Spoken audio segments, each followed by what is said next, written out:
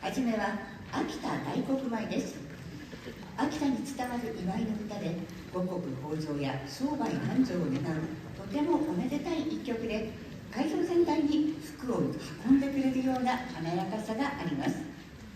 会場の皆様もプログラムの歌詞をご覧になりながら、ぜひ一緒に歌って福を呼び寄せましょう。踊りは県庁八重広会の皆さんです。